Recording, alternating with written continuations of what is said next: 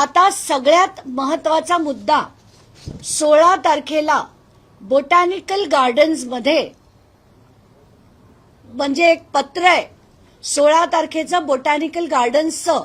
Botanical garden म्हणजे काय हे लोकांच्या माहितीसाठी सांगते की ती मिनिस्ट्री ऑफ एन्व्हायरमेंट सेंट्रल गव्हर्नमेंटच्या अंडर येते आणि त्यांनी असं पत्र कलेक्टरना लिहिलं की इथे काही माणसं आली आणि आम्हाला सांगतायत की जागा आमची आहे, तुम्ही याला खाली करा.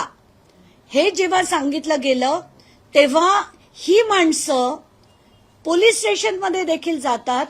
त्यांच्या वकिलांचा पोलीस स्टेशनमध्ये फोन येतो की तुम्ही आमची जागा आहे, आम्हाला आत जाऊ देत नाहीयेत, तर तुम्ही तुमची फौज पाठवा, पोलिसांची फौज पाठवा.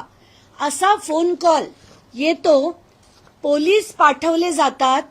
तिथे जाऊन त्यांना जी माहिती मिळते की यांच्याकडे कुठलंही डॉक्युमेंट नव्हतं, ते कुठल्याही प्रकारे प्रूव्ह करू शकत नव्हते, तरी अमेडियाची माणसं, त्यांचे बाउन्सर, त्यांचे वकील तिकडे जाऊन त्यांनी दादागिरी केली.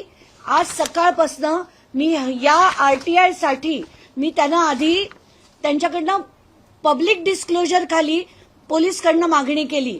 मग मी ईमेल पाठवलं. सकाळपासून त्यांना आरटीआय पाठवून सगळं पाठवून झालं होतं. आत्ता माझ्या हातात हा कागद आला आणि हा महाराष्ट्राचं राजकारण नक्कीच यांनी ढवळून निघेल.